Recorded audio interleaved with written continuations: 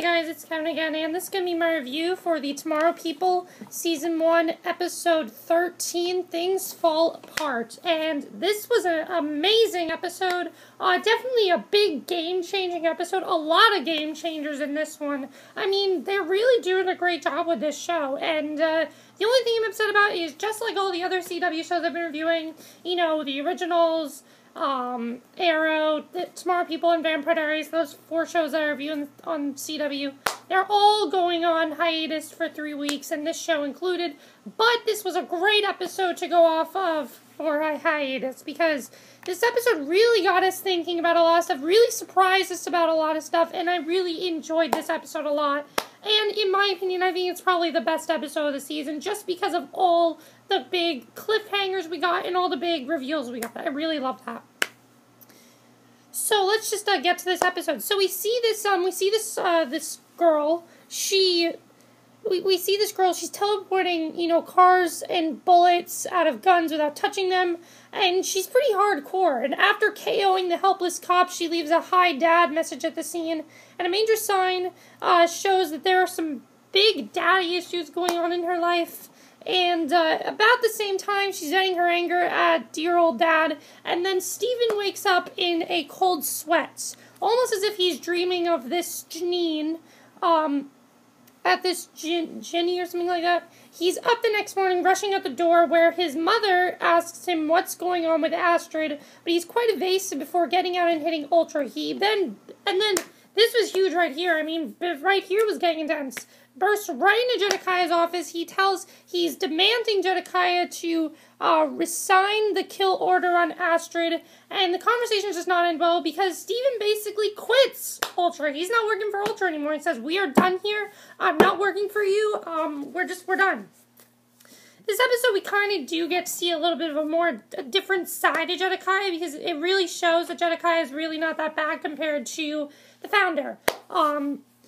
Then we see John. He's still trying to recover from his gunshot wound from the last episode, and he's doing some backwashing. When Cara comes in, she gives him a hard time before giving him a hand. She admits to him being right about Astrid and remarks how close the two of them are. But before this can happen, he assures her that bleeding out and close to death from the gunshot wound, it was not Astrid he was thinking about Cara. He takes her face in his hands and he kisses her, and she returns the favor. When they break apart, there's a confused desperation on her face that promised complications will abound. Now, I was very surprised that this happened, because they're not together right now, and they just kissed. I was very surprised. I actually thought we might have seen John and Astrid together, but now that this happened, all the chances of that happening are gone, because this just happened. So while this is happening, Astrid's doing her best to get information out to her father, but Tim's not available to comply because Tim does not work that way.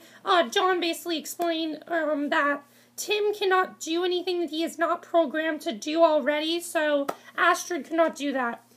So then John walks in, he concurs, telling her it's not safe. A sentiment car backs up as well. Steven's there, and though he wants to go after Astrid, he relays his experience of seeing the new breakout through her eyes.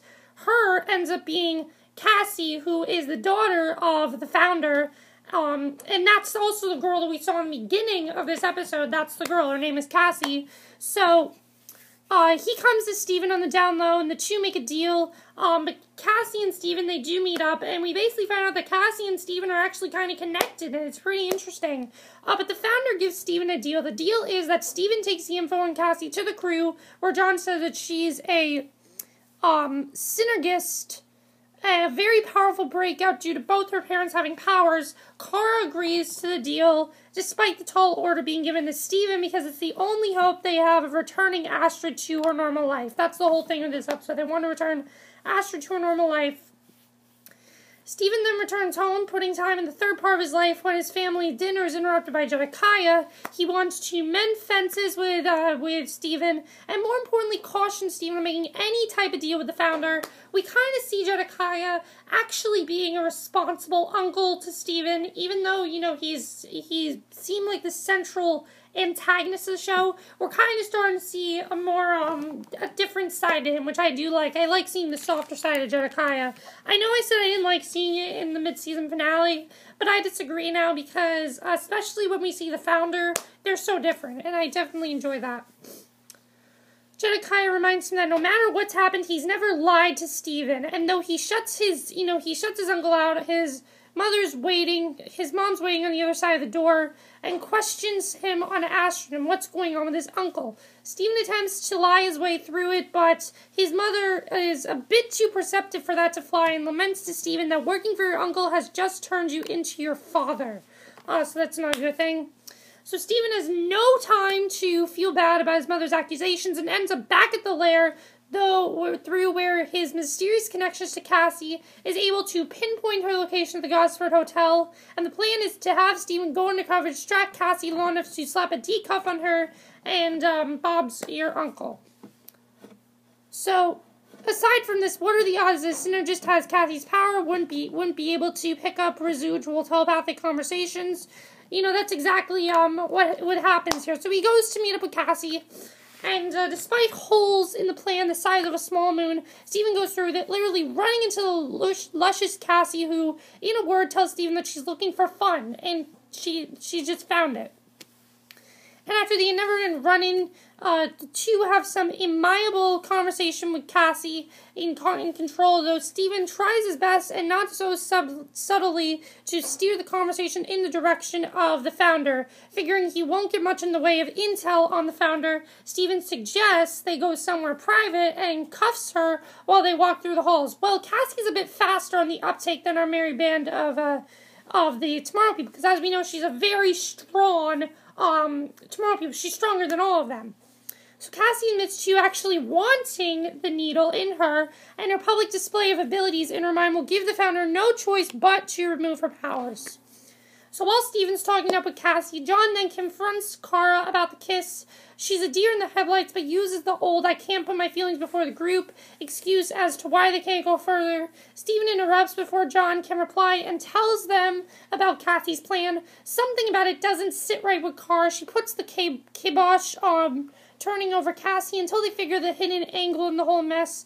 When Tim can't find anything else about Cassie, Cara takes it upon herself to interview the synergist. Strangely enough, though, she discovers that Cassie has trouble recalling what should be some of the most important memories of her schooling. She taps into Cassie's brain and views the woman's torture at the hands of the scientist as the founder watches on. We find out that the founder was levitating her like a superwoman, basically, made her think she was this super person, and the founder just is a very bad person. She relays the images back to John and Stephen, with the latter still pissed at Astra being held hostage. They need to figure out more of what Ultra was up with her, and Stephen promises to infiltrate Ultra to find out more about Cassie's time there.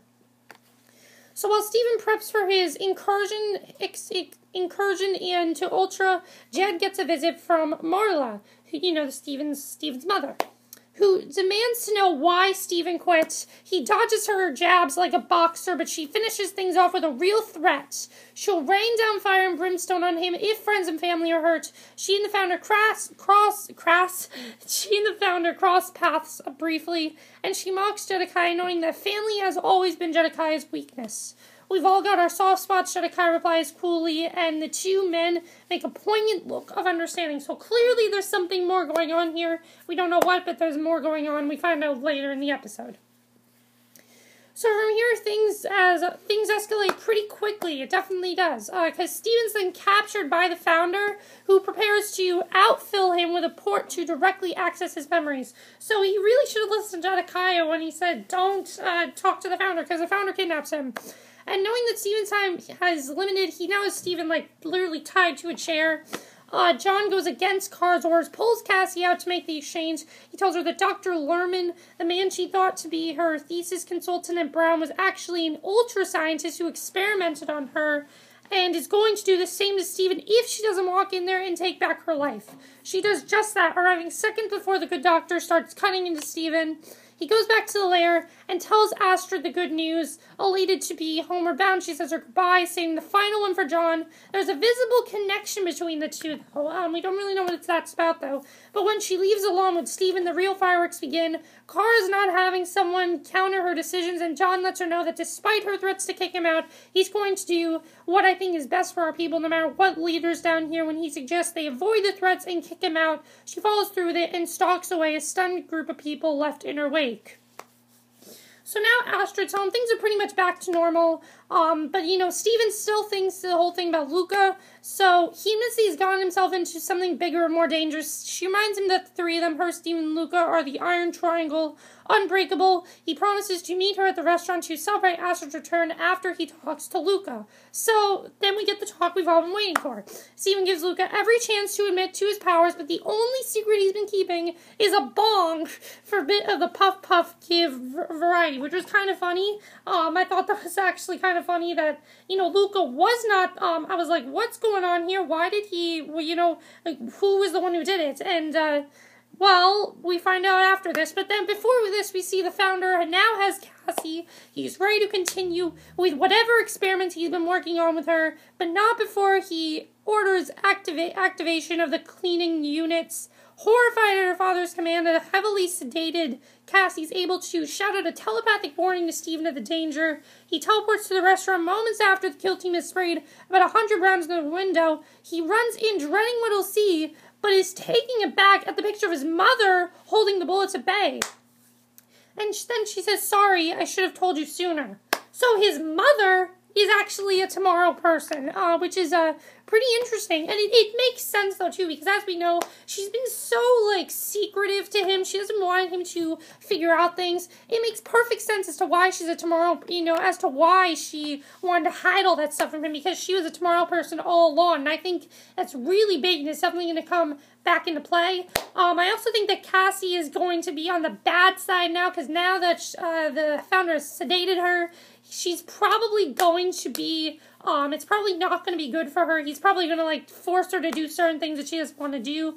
But overall, I thought this was probably the strongest episode of the season so far. We got a lot in this episode, you know. Also, John and Cara, what's going to happen with them? I think John and Cara, as far as that's going, it seems like they're going to slowly get them back together. I'm wondering what's going to happen there.